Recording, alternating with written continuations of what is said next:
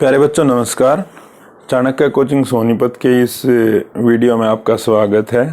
प्यारे बच्चों, आज इस वीडियो के अंदर हम एक टॉपिक को डिस्कस करेंगे जिसका नाम है पॉलीगॉन, बहुभुज।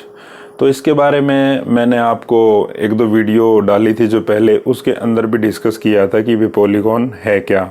आज हम पॉलीगॉन के बारे में डिटेल से पढ़ेंगे कि पॉलीगॉन या बहुभुज है क्या।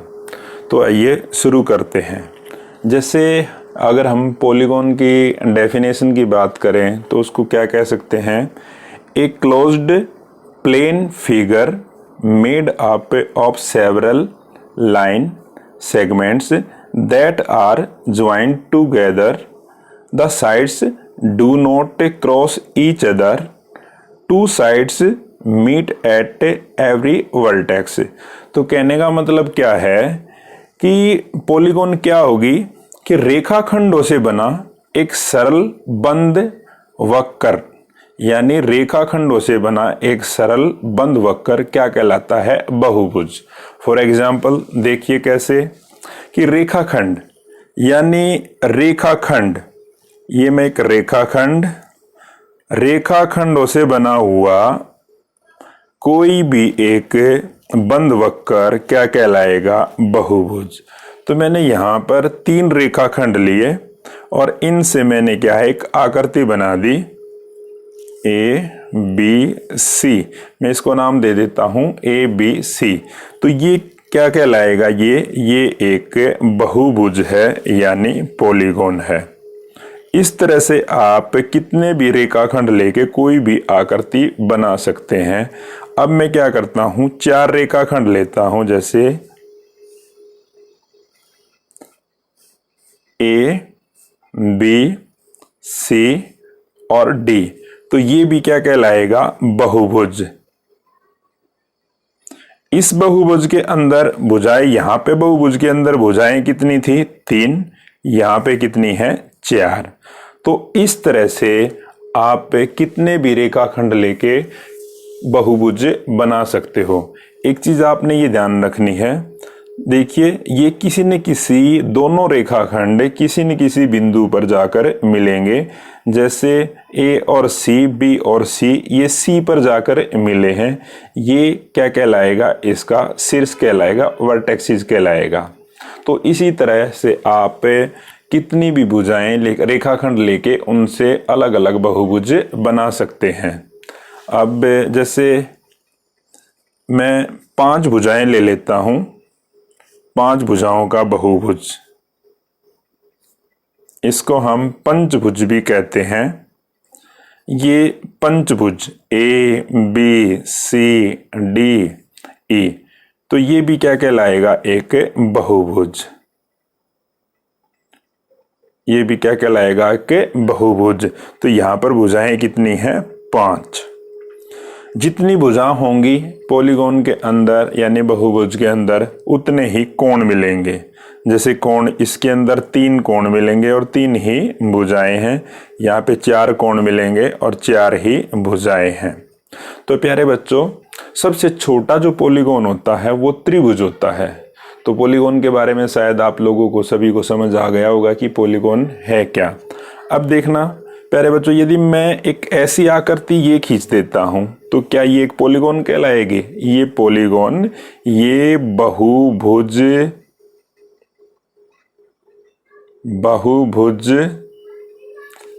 नहीं कहलाएगी, क्योंकि ये बंद आकृति नहीं है। इसी तरह से जैसे मैंने ये आकृति बनाई, क्या ये बहुभुज कहलाएगी? तो ये भी बहुभुज नहीं कहलाएगी। बहुभुज के लिए क्या कंडीशन है? वो क्लोज्ड फिगर होनी चाहिए, यानी बंद आकृति होनी चाहिए। तो ये क्लोज्ड फिगर नहीं है, ना ये है और ये है, ये बंद आकृतियां हैं। तो ये सारी क्या कहलाएंगी? बहुभुज। तो इस तरह से आप लोगों को शायद समझ आया होगा कि बहुभुज है क्या। सबसे छोटा बहुभुज क्या होता है? ट्रायंगल होता है। प्यारे बच्चों, अब हम डिस्कस करते हैं बहुभुजों के प्रकार, क्लासिफिकेशन ऑफ पॉलीगॉन्स, यानी बहुभुजों का हम वर्गीकरण कैसे कर सकते हैं कि बहुभुज किस किस टाइप्स की हो सकती हैं। जैसे कि पहले नाम है, पहले लिया मैंने ट्रायंगल। ट्रायंगल या हिंदी में बोलेंगे इसको त्रिभुज। मैंने एक बहुभुज बनाया, उसके अंदर मैंने 3 भुजाएं ली। तो जिस बहुभुज की 3 भुजाएं होंगी तो उसको क्या बोलेंगे हम, ट्रायंगल या त्रिभुज। अब इसके अंदर भुजाओं की संख्या कितनी है, यहाँ पर 3 ही भुजाएं होंगी और 3 ही कोण होंगे और 3 ही शीर्ष मिलेंगे यहाँ पर। तो ये चीजें आपने ध्यान रखी है, 3 भुजा, 3 कोण और 3 ही शीर्ष मिलेंगे यहाँ पे। उसके बाद जब मैंने आगे क्या किया कि हम 4 भुजाओं वाला एक बहुभुज बनाते हैं, तो इसको बोलेंगे हम चतुर्भुज। यहाँ पे भुजाएं कितनी हैं, 4, कोण भी 4 और शीर्ष भी कितने, 4। ये तो इसी तरह से मैंने इसको बोलेंगे क्वाड्रिलेटरल यानी चतुर्भुज। उसके बाद फिर मैंने 5 भुजाएं लेके एक बहुभुज बनाया, ये 5 भुजाएं। तो इसकी भुजाएं 5 हैं, कोण 5 हैं और शीर्ष भी कितने हैं, आपको 5 ही दिखाई देंगे। तो इसको बोलेंगे हम पंचभुज। देखिए कोण कौन कौन से हैं, ये कोण, ये और ये, यहाँ पे ये कोण, ये कोण, ये और ये। शीर्ष क्या कहलाएंगे, शीर्ष तो ये होंगे, ये इसमें यहाँ पे इस तरह से। और कौन कौन कौन से, एक कोण ये, 2, 3, 4 और 5। उसी तरह से फिर हमने 6 भुजाएं लेके 1, 2, 3, 4, 5, 6 भुजाएं लेके एक बहुभुज बनाया। इसको बोलेंगे पंचभुज वाले को बोलेंगे पेंटागन और षटभुज वाले को बोलेंगे हेक्सागोन। तो ये यहाँ पर 6 भुजाएं हैं और 6 ही कोण हैं और 6 ही शीर्ष हैं। उसके बाद मैंने 7 भुजाएं लेके एक बहुभुज बनाया, 1, 2, 3, 4, 5, 6, 7। तो इसको बोलेंगे सप्तभुज, सप्तभुज यानी हेप्टागोन। इसके अंदर 7 भुजाएं हैं, 7 कोण हैं और 7 ही शीर्ष हैं। उसके बाद मैंने 8 भुजाएं लेके एक बहुभुज बनाया, ऑक्टागोन, अष्टभुज। 1, 2, 3, 4, 5, 6, 7, 8। 8 भुजाएं, 8 कोण और 8 ही शीर्ष। उसके बाद मैंने 9 भुजाएं लेके एक बहुभुज बनाया, 1, 2, 3, 4, 5, 6, 7, 8 और 9। तो इसको बोलेंगे नवभुज, नेनागोन। तो इस तरह से 9 भुजाएं, 9 कोण और 9 ही शीर्ष।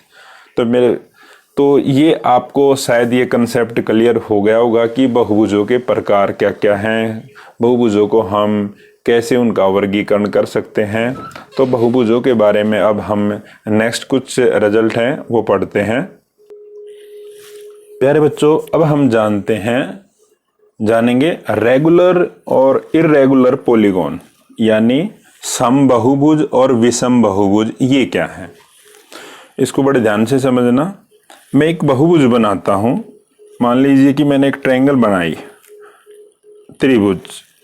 त्रिभुज भी तो क्या है, एक बहुभुज ही है। मैंने क्या किया, इसके अंदर सभी भुजाएं 5 सेंटीमीटर की ली। जैसे ये भी 5 सेंटीमीटर, ये भी 5 सेंटीमीटर और ये भी 5 सेंटीमीटर। तो ये कैसा कहलाएगा, ये एक रेगुलर पॉलीगॉन कहलाएगी, क्योंकि यहां पर सभी भुजाएं मैंने क्या है, बराबर ली हैं। ठीक है। इसी तरह जैसे मैं कोई भी एक चतुर्भुज बनाता हूं, मैंने यहां पर ये बनाया,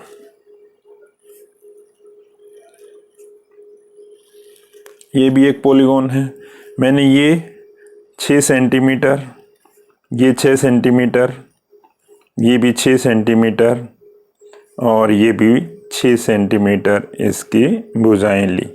तो ये भी कैसा पॉलीगॉन कहलाएगा, ये भी एक हमारा रेगुलर पॉलीगॉन कहलाएगा, क्योंकि इसके अंदर भी सारी भुजाएं बराबर है। तो मतलब ये एक समबहुभुज, ये भी समबहुभुज कहलाएगा। तो एक ऐसा बहुभुज जिसके अंदर सभी भुजाएं बराबर होती हैं तो उसको हम बोलेंगे रेगुलर पॉलीगॉन, समबहुभुज। इसके विपरीत इर्रेगुलर पॉलीगॉन यानी विषम बहुभुज क्या होगा? मान लीजिए कि मैंने एक ट्रायंगल ही बनाई यहां से, जैसे ये बनाई इस तरह से। मैंने ये भुजा 7 सेंटीमीटर, ये 3 सेंटीमीटर और ये 2 सेंटीमीटर लेता हूं। तो यहां पर देखिए भुजाएं अलग अलग हैं, यानी भुजाएं, इनकी तीनों भुजाएं बराबर नहीं हैं। तो ये क्या कहलाएगी? ये बोलेंगे इसको हम इर्रेगुलर पॉलीगॉन, यानी जिसके अंदर सारी भुजाएं बराबर ना हो, एक ऐसा बहुभुज इर्रेगुलर पॉलीगॉन कहलाएगा विषम बहुभुज।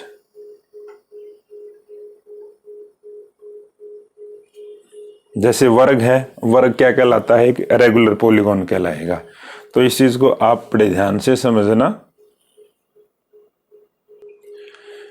प्यारे बच्चों, आइए अब हम डिस्कस करते हैं उत्तल बहुभुज और अवतल बहुभुज, यानी कन्वेक्स और कनकेव। उत्तल बहुभुज और अवतल बहुभुज हैं क्या? मैं यहां पर कुछ बहुभुज बनाता हूं, उसके बाद फिर आप समझ जाओगे कि कन्वेक्स और कॉनकेव, उत्तल बहुभुज और अवतल बहुभुज में क्या डिफरेंस है। मैंने ये बहुभुज बनाई,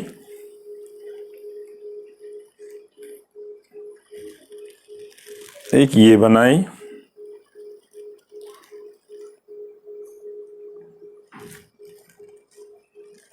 अब मैं क्या करता हूं, इनके डायगोनल खींचता हूं।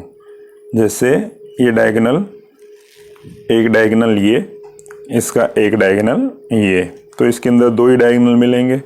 अब इस बहुभुज का डायगोनल खींचता हूं मैं, ये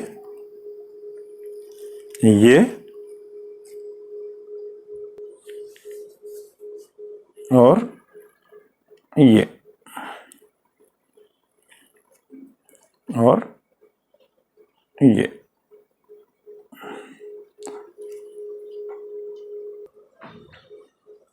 प्यारे बच्चों, मैंने दोनों बहुभुज के डायगोनल खींचे। तो आप देखिए कोई भी विकर्ण है, इसका डायगोनल है इनके, तो वो बाहर नहीं है, सभी क्या हैं? इन बहुभुज के अंदर ही हैं। जितने भी डायगोनल हैं वो क्या हैं? इनके अंदर ही खींचे हैं मैंने। अब मैं क्या करता हूं, एक दूसरी बहुभुज लेता हूं कोई भी,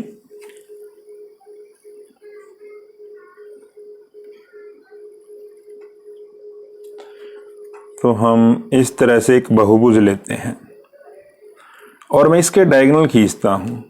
ठीक है, जैसे मैंने इसका एक डायगोनल खींचूंगा मैं, ये भी इसका एक डायगोनल ही होगा। ये डायगोनल क्या मिलेगा इसका? ये बाहर की तरफ है और ये जो डायगोनल थे ये सारे अंदर की तरफ थे। तो एक ऐसी बहुभुज जिसके डायगोनल हैं सभी, वो अंदर की तरफ आएंगे तो वो तो क्या कहलाएंगे? उत्तल बहुभुज। तो ये दोनों क्या कहलाएंगे? उत्तल बहुभुज। और एक ऐसी पॉलीगॉन जिसके विकर्ण बाहर की तरफ भी हों तो उसको क्या बोलेंगे हम? अवतल बहुभुज। कॉन्वेक्स और कॉनकेव।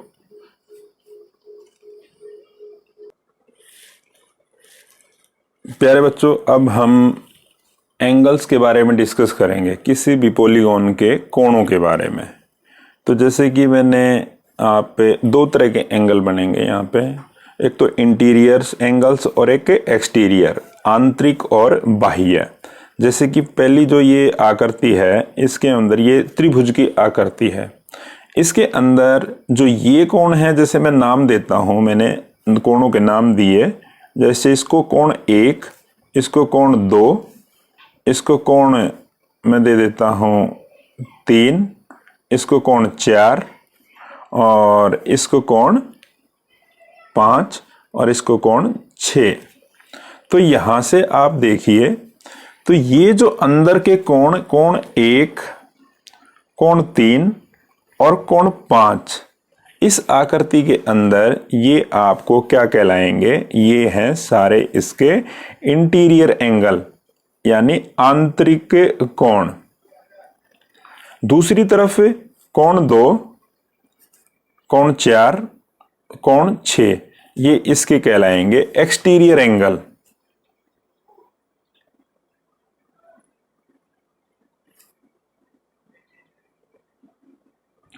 तो आंतरिक और बाह्य कोण। इसी तरह ये जो अगली आकृति है नेक्स्ट है, ये एक चतुर्भुज है। तो यहां पर ये कोण क्या कहलाएगा, बाह्य, ये आंतरिक, ये बाह्य, ये आंतरिक, ये बाह्य और ये आंतरिक और ये बाह्य और ये आंतरिक।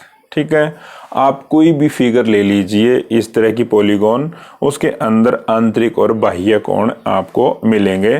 जैसे नेक्स्ट जो फिगर है ये एक मैंने पंचभुज ली थी, इसके अंदर ये कोण कौन सा है, बाह्य, ये आंतरिक कहलाएगा, ये बाह्य है, ये आंतरिक, ये बाह्य, ये आंतरिक, ये बाह्य, ये आंतरिक। इस तरह से किसी भी पॉलीगॉन के अंदर दो कोण मिलेंगे आपको, एक्सटीरियर और इंटीरियर। अब बात करते हैं कि किसी भी पॉलीगॉन के अंदर जो आंतरिक कोण है उनका जोड़ क्या होगा, सम ऑफ इंटीरियर एंगल्स। अब हम डिस्कस करते हैं सम ऑफ इंटीरियर एंगल्स, यानी किसी भी बहुभुज के आंतरिक कोणों का जोड़ क्या होगा।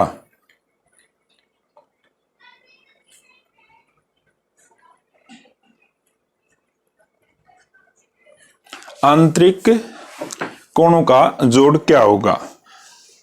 अब ये देखिए आप, जैसे कि आपको पता है ये त्रिभुज है, त्रिभुज के तीनों कोणों का जोड़ कोण 1, कोण 3, कोण 5, यानी कोण 1, कोण 3 और कोण 5। इनको हम जोड़ के देखें तो ये 180 के मिलेगा, 180 डिग्री के। इसी तरह से यहां पर हम चतुर्भुज के कोणों को जोड़ के देखें तो ये कितने का मिलेगा, सभी का 360 मिलेगा। तो इस तरह से हम, ये तो हर का पॉसिबल तो है नहीं कि हम हर एक उसका जोड़ जोड़ के देखेंगे। तो इसके लिए एक फॉर्मूला है, क्या है, सूत्र क्या है, सूत्र है n-2 इंटू 180 डिग्री। जो n यहां पर नंबर ऑफ साइड को डिसाइड करेगा, भुजाओं को। जैसे फॉर एग्जांपल, जैसे त्रिभुज है, त्रिभुज के अंदर भुजाएं कितनी है, 3 है। तो n की वैल्यू हम क्या रखेंगे, 3 रखी, 3 - 2 इंटू 180 डिग्री, 1 गुणा 180 डिग्री। जो बात हमने ऊपर लिखी थी वो यहां से प्रूफ हो गई। ठीक है, उसी तरह आप फॉर एग्जांपल ये जैसे पंचभुज है, यहां पर हमने देखना है इसके इंटीरियर एंगल्स का सम क्या होगा। तो n की वैल्यू हम यहां पर रखेंगे 5, क्योंकि भुजाएं कितनी है, 5। तो तो फार्मूला क्या था, n-2 यानी 5 - 2 इंटू 180 डिग्री। तो ये आ जाएगा 3 गुणा 180 डिग्री, 18 × 3 = 54, 540। तो पंचभुज के आंतरिक कोणों का जोड़ क्या कहलाएगा, 540। तो इस तरह से आप किसी भी बहुभुज के आंतरिक कोणों का जोड़ ज्ञात कर सकते हो।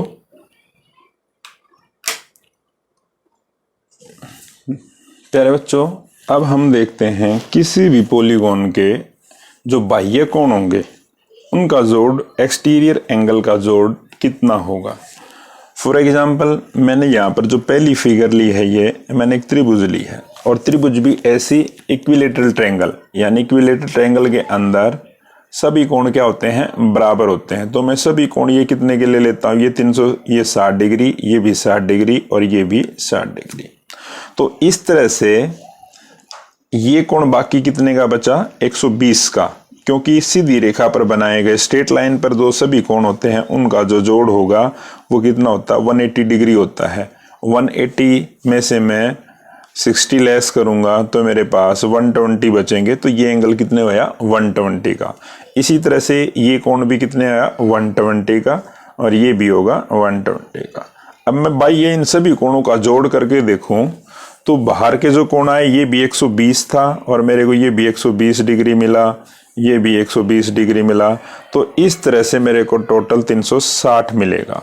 ठीक है, तो यानी किसी भी बहुभुज के जो बाह्य कोण हैं उनका जोड़ कितना मिला मेरे को 360, 360 मिला। अब मैं क्या करता हूँ, ये दूसरी फिगर लेते हैं, ये एक स्क्वायर है, वर्ग है, इसके अंदर प्रत्येक कोण कितने का 90 डिग्री का, ये भी 90 डिग्री का, ये भी 90 डिग्री, ये भी 90।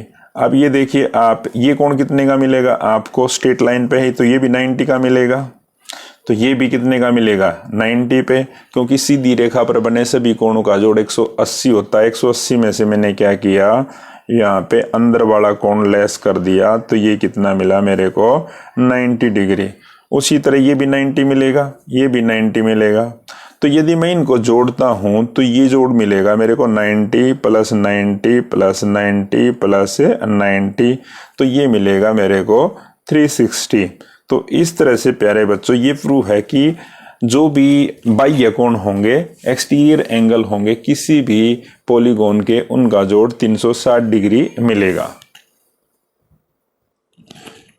प्यारे बच्चों जो नेक्स्ट हम डिस्कस करेंगे वो डिस्कस करेंगे number of diagonals in A polygon, यानी किसी भी पॉलीगॉन के अंदर विकर्ण क्या मिलेंगे, कितने विकर्ण मिलेंगे। ठीक है, तो इसके लिए फॉर्मूला क्या है, 1/2 n ब्रैकेट n-3 ब्रैकेट। तो मतलब n यहाँ पर किसको शो करेगा, जितनी भुजाएं होंगी। फॉर एग्जाम्पल हम लेके देखते हैं, जैसे हम बात करते हैं ट्रायंगल की, मैंने ट्रायंगल बनाई है। हम सभी जानते हैं कि ट्रायंगल के अंदर आप कोई भी विकर्ण नहीं खींच सकते। यहाँ की त्रिभुज है, ये त्रिभुज के अंदर अगर आपसे कोई विकर्णों के बारे में पूछता है तो यहाँ पर विकर्णों का जवाब दोगे आप 0 विकर्ण डायगोनल होते हैं त्रिभुज के अंदर। ठीक है, इसको आप इस फार्मूले के अंदर प्रूव करके देखते हैं आप। तो n की वैल्यू क्या है, यहाँ पर n शो करेगा नंबर ऑफ साइड्स को। n कितनी है, यहाँ पर 3 है, त्रिभुज है तो 3 भुजाएं में है, तो 1/2 n3 ब्रैकेट 3-3, तो ये तो 0 हो गया, 1/2 इंटू 0 इज इक्वल टू 0। तो इससे प्रूव हुआ कि डायगोनल क्या मिलेंगे इसके अंदर, ट्रायंगल के अंदर 0। उसके बाद हम चतुर्भुज के बारे में बात करते हैं। आप कोई भी क्वाड्रिलेटरल ले लीजिए, उसके अंदर आप देखिए एक डायगोनल तो ये है और एक ही डायगोनल ये है, तो इस तरह से 2 डायगोनल होते हैं इसके अंदर। तो कितने हैं डायगोनल, यहाँ पे डायगोनल्स हैं 2 डायगोनल हैं। अब फार्मूले के अंदर वैल्यू पुट करके देखना, 1/2 n की वैल्यू कितनी है, n यहाँ पर किसको शो करेगा, n is equal to 4। n किसको शो करता है, भुजाओं को, साइड्स को, तो n 4 -3 1/2 4 × 1 2 एकम 2, तो 2 डायगोनल कितने हुए यहाँ पर 2। तो इसी तरह से आप किसी भी बहुभुज के डायगोनल ज्ञात कर सकते हो। जैसे आप पंचभुज को ले लीजिए, यानी पेंटागन के अंदर 1/2 n की वैल्यू को यहाँ पर हम 5 रखेंगे, ब्रैकेट 5 - 3 5, यानी n पंचभुज की बात करने लग रहे हैं हम, जिसके अंदर 5 भुजा होंगी। फॉर एग्जांपल ऐसे ये है, और इसके अंदर हमने डायगोनल ज्ञात करने हैं इसके, तो 1/2, तो ये सोल्व करेंगे तो 1/2 5 × 2, तो यहाँ पे आएंगे 5। तो इस तरह से आप किसी के बारे में भी ये डायगोनल निकाल सकते हो। तो प्यारे बच्चों, उम्मीद करता हूँ आपको मेरा ये वीडियो पसंद आया होगा, और नेक्स्ट वीडियो के अंदर हम कुछ और चीज़ों को डिस्कस करेंगे। 8th क्लास के अंदर चैप्टर जो है दिया गया, उसके अंदर जो एक्सरसाइज हैं तो उनको हम डिस्कस करेंगे। तो प्यारे बच्चों, हमारे वीडियो को लाइक कीजिए, शेयर कीजिए। जय हिंद, जय भारत।